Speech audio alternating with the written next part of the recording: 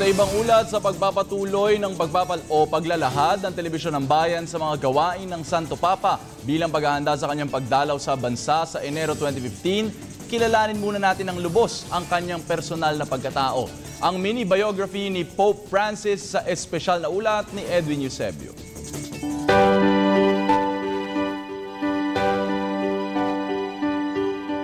Isinilang sa Buenos Aires, Argentina noong December 17, 1936, si George Mario Bergoglio ay tinalaga bilang Pope Francis noong March 13, 2013. Siya ang ika-266 na Papa ng Simbahang Katoliko Romano. Si Pope Francis ang unang Papa mula sa Amerika at pinili niya ang kanyang titulo hango kay Saint Francis of Assisi ng Italia. Noong kanyang kabataan, isinailalim si Bergoglio sa maselang operasyon kung saan inalis ang bahagi ng kanyang baga dahil sa infeksyon. Nang makagraduate ng high school, pumasok siya sa University of Buenos Aires kung saan nakakamit niya ang master's degree in chemistry bago siya tuluyang pumasok ng seminaryo ng mga Jesuita ng Villa Devoto. 1958 nang sumanib siya sa Society of Jesus.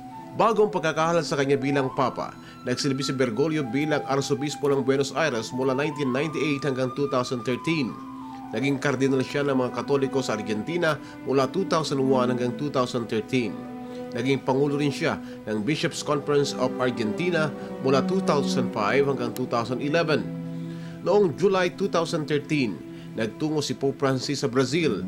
Iyon ang kanyang unang international visit bilang pinuno ng Roman Catholic Church.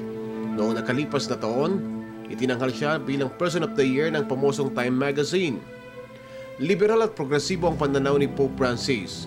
Sa gitna ng tensyon sa pagitan ng Orthodox at Catholic Churches, inanyayahan ng Santo Papa sa kanyang private library sa Vatican si Russian President Vladimir Putin noong Nobyembre 2013. Nagpalitan pa sila ng regalo kung saan hinandugan ni Putin ng imahe ng Madonna of Vladimir si Pope Francis.